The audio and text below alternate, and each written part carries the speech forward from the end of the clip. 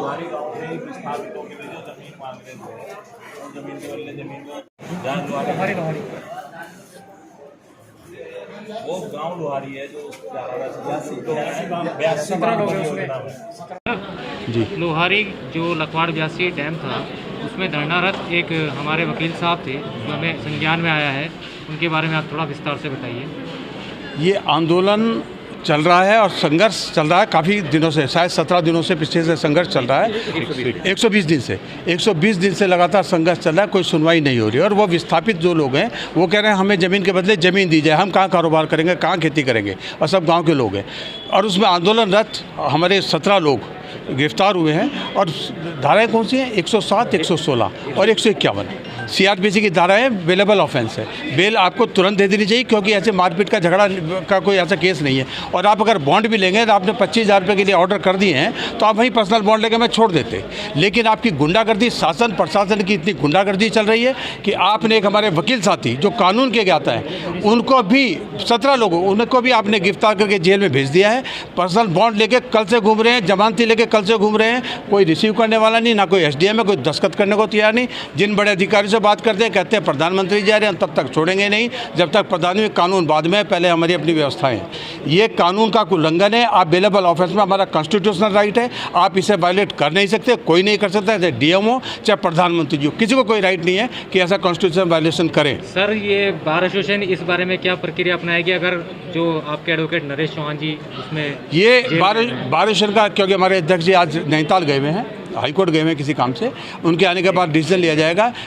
Matter bar association का नहीं है, ये आंदोलनकारियों का मैटर है। आंदोलनकारी आंदोलन करे, वो उनका अपना मैटर है। कोई वकील के नाते तो कोई कार्य नहीं हुआ। लेकिन जहाँ कॉन्स्टिट्यूशन का वायलेशन होगा, कानून की अवहेलना होगी, वहाँ हम हमेशा हर व्यक्ति के साथ खड़े रहेंगे।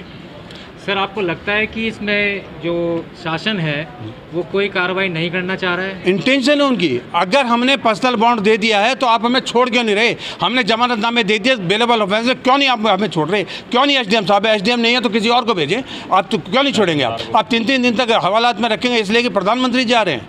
अगर हम कोई वायलेशन करते हैं इसके बाद भी, तो आप हमारे से 25,000 रुपये जुर्माना लोगे। 25,000 का बॉन्ड का मतलब क्या है? तो आपको तो 151 में बंदी नहीं करना चाहिए था, हमें तुरंत वहीं पर्सनल बॉन्ड पे छोड़ देना चाहिए था। लेकिन कोई ऐसा नहीं कि हम झगड़ालू हैं, आंदोलनकारी है। क्या किसान अपनी ज़मीन के लिए भी लड़ नहीं सकता आज? सर, आपका नाम? सुरेंद्र मित्तल, एडवोकेट, आपका पद? पूर्व अध्यक्ष बार काउंसिल ऑफ उत्तराखंड। आज ये यहाँ पे हमारे बार एसोसिएशन में हमारे एक वकील साहब जो बंद हुए हैं जेल में, लोहारी में, तो आप उसके बारे में क्या कहना चाहेंगे? देखिए, मैं तो यहाँ पर आया था, आज हमारा धरना था, प्रदर्शन था, लेकिन उसके बाद जो एक बहुत बड़ा आंदोलन एजिटेशन नेता प्रतिभा प्रीतम सिंह जी के नेतृत्व में हुआ, तो आज लोहारी के सब लोगों से मेरी यहाँ पे मुलाकात हुई। उन्होंने कहा SDM साहब यहाँ बैठ नहीं रहे हैं। और फिर वकील साहब से बात हुई तो उन्होंने कहा सारे बेलेबल ऑफेंस हैं, लेकिन 3 दिन से कोई सुनने वाला नहीं है।